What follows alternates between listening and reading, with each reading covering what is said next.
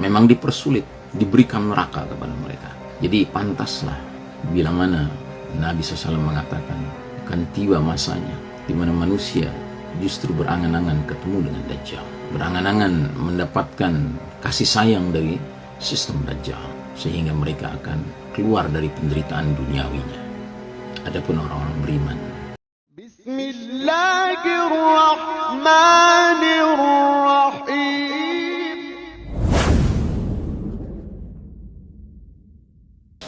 suatu ketika Nabi Muhammad SAW bersabda, akan datang suatu masa kepada manusia di mana mereka berangan-angan ingin berjumpa dengan Dajjal. Seorang sahabat bertanya, ya Rasulullah, tebusanmu ayah dan ibuku, mengapa mereka melakukan hal itu? Kata Nabi SAW, karena penderitaan demi penderitaan yang mereka alami. Ya Rabb, sungguh mengerikan bila mana karena kesulitan hidup akhirnya manusia justru berangan-angan berjumpa dengan Dajjal karena merasa yakin bahwa satu-satunya solusi untuk mengatasi penderitaannya adalah memperoleh pertolongan dari Dajjal. Karenanya saudaraku rahimakumullah, kita sekarang berada di suatu masa, suatu zaman yang penuh fitnah. Memang Dajjal belum keluar, tetapi seperti meminjam istilah yang digunakan Ahmad Thompson, penulis buku Dajjal the Antichrist, yang sudah diterjemahkan dengan judul Sistem Dajjal, maka hari ini sistem dunia yang berlaku pantas disebut dengan sistem Dajjal, karena karakteristiknya, sifatnya dari sistem dunia sekarang ini mirip seperti karakteristik Dajjal. Bagaimanakah karakteristik Dajjal? Nabi Muhammad SAW menyatakan, ketika nanti Dajjal keluar, dia akan memasuki semua negeri, semua kampung, illa Makkah wal Madinah, kecuali Mekkah dan Madinah. Dua kota suci ini tidak bisa dimasuki Dajjal karena keduanya dijaga oleh barisan para malaikat yang menghunuskan pedang mereka, siap menebas Dajjal bila mana dia mendekat kepada Mekkah dan Madinah. Namun negeri lainnya, kampung lainnya dimasuki oleh Dajjal. Dan ketika dia masuk ke dalam satu kampung negeri, mendeklar, mengumumkan, memproklamasikan, Ana Rabbukum, akulah Rabb kalian.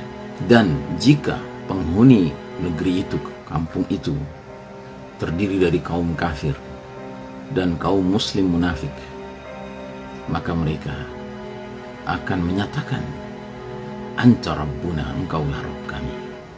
Karenanya wahai Rabb kami, tolonglah kami kelaparan, kami kehausan. Maka Dajjal dengan telunjuknya menunjuk ke arah langit dan memerintahkan, ya sama amtir, hai langit turunkan hujan. Hujan pun turun dengan izin Allah. Dia menunjuk ke arah bumi dan dia mengatakan, keluarkanlah tumbuh-tumbuhanmu. Maka keluarlah tumbuh-tumbuhannya dengan subur, dengan lebat, sehingga hewan ternak dari kaum kafir dan kaum munafik ini segera menjadi gemuk karena cukup makanannya, susunya banyak. Pendek kata, penghuni negeri ini diberikan surga oleh Dajjal. Tapi sebaliknya, bila mana Dajjal memasuki suatu negeri, suatu kampung yang penghuninya kaum mukmin, dengan tegas akan menyatakan, Anta al-Masihud Dajjal, Rabb kami adalah Allah. Adapun kamu ini adalah juru selamat palsu, Ad-Dajjal. Maka Dajjal pun murka. Dia perintahkan langit agar jangan turunkan hujan, padahal sudah lama tidak turun hujan. Dia perintahkan bumi agar tidak mengeluarkan tumbuh-tumbuhannya, padahal sudah lama tidak mengeluarkan tumbuh-tumbuhannya. Sehingga hewan ternak dari kaum mukmin ini mati bergelimpangan. Singkat cerita, Dajjal memberikan neraka kepada kaum ini. Nah, begitu juga dengan sistem Dajjal ini. Novus Ordo Seclorum, New World Order ini, dia berkarakteristik seperti Dajjal. siapapun yang mau menurut, mau patuh, mau tunduk, mau mentaati berbagai nilai-nilai, berbagai aturan, berbagai protokol yang dirumuskannya, maka dia akan diberikan berbagai kesenangan duniawi, kemudahan duniawi, surga. Tapi sebaliknya mereka yang menentang sistem Dajjal, mereka yang tidak begitu saja mau menurut kepada aturannya, pada nilai-nilainya, kepada protokolnya, maka mereka akan mengalami kesulitan hidup. Memang dipersulit, diberikan neraka kepada mereka. Jadi pantaslah bila mana Nabi SAW mengatakan akan tiba masanya di mana manusia justru berangan-angan ketemu dengan Dajjal, berangan-angan mendapatkan kasih sayang dari sistem Dajjal, sehingga mereka akan keluar dari penderitaan duniawinya. Adapun orang-orang beriman, mereka tidak tertipu dengan surga dan neraka yang palsu. Mereka sadar dan yakin bahwa al-jannatu wan nar adalah yang kelak dihadapi di akhirat nanti, ciptaan Allah Subhanahu wa taala. Karenanya saudaraku rahimakumullah, marilah kita tanamkan dalam diri kita bahwasanya tempat kembali yang sebenarnya bukan kepada Dajjal, bukan kepada syaitan dan konco-konconya, bukan kepada iblis dan anak buahnya, melainkan kepada Allah Ta'ala, Al-Waliyul Hakim, sang penolong, sang pelindung yang penuh kebijaksanaan. Mudah-mudahan Allah Ta'ala memelihara iman Islam kita di era penuh fitnah yang semakin berat ini, sehingga kita tidak terkecoh untuk mengutamakan surga dunia meninggalkan surga akhirat. Kita tidak terkecoh untuk meninggalkan neraka dunia untuk hanya menuju kepada neraka akhirat. Karenanya kembali kami ingatkan hakikat kesuksesan, hakikat keberhasilan, sebagaimana firman Allah Ta'ala dalam surah Ali Imran 185, kullu nafsin dha'iqatul maut wa innama tuwaffawna ujurakum yawmal qiyamah faman zahziha 'anil nari wa udkhilal jannata faqad faz wa mal hayatud dunya illa mata'ul ghurur.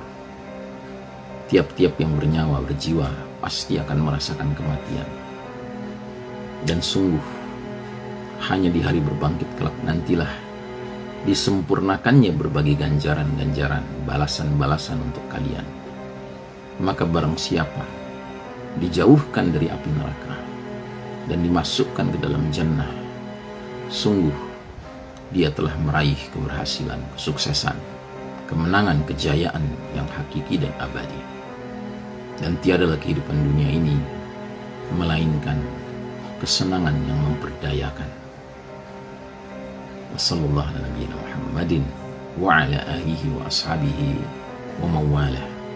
Wassalamualaikum warahmatullahi wabarakatuh.